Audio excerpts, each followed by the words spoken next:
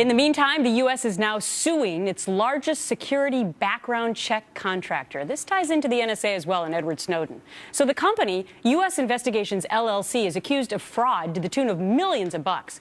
Prosecutors claim the company filed more than 660,000 flawed background checks, including one on fugitive NSA leaker Edward Snowden. Time to bring in Ellison Barber, writer for the Washington Free Beacon. Hi, Ellison. So now people are hearing, this latest report on the NSA and how they're taking all your phone records, but it really doesn't help to fight terrorism. And now we're finding out that the company that the government gets 45% of their background checks from on people like Ed Snowden, that they don't even provide a good background check. What are we to make of this?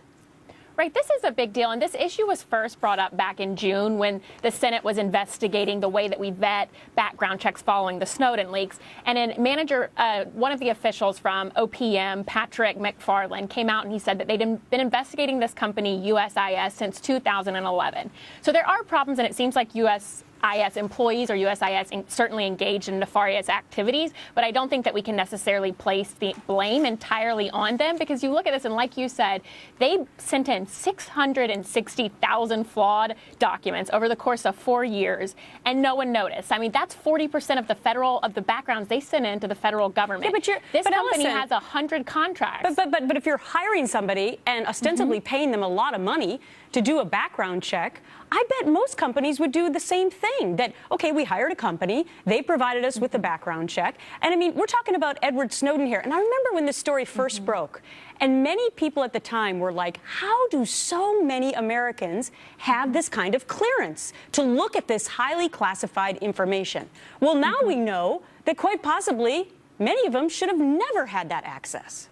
Right, and there's issues certainly with the standards, too, of the background checks of how they're performed, because they aren't consistent across federal agencies, and that has to be looked at as well. But there is an issue here in that people have just government money is using tons of money to give money to these contractors to perform these investigations. Someone else should be looking at them in between to make sure they're being done right. And something that was also testified back in June is that since 2006, there have been 18 of these people that are supposed to be investigating these backgrounds that have been convicted, criminally convicted, 18 of them. 11 of those convictions were federal employees and only 7 were contractors. So there is a serious issue in the way that background checks are being performed, but the issue is not really who's doing it, because there are clearly problems within the federal agencies as well as contractors. And I think that's where you get to the fact of saying, well, you know what, it might be an issue with oversight, because like I said, they have 100, this company, U.S.C, has 100 federal contracts with 95 different federal agencies. Someone within the federal government should be going through a lot of these things after they send out the contracts and make sure that they're doing them appropriately. It's a good point.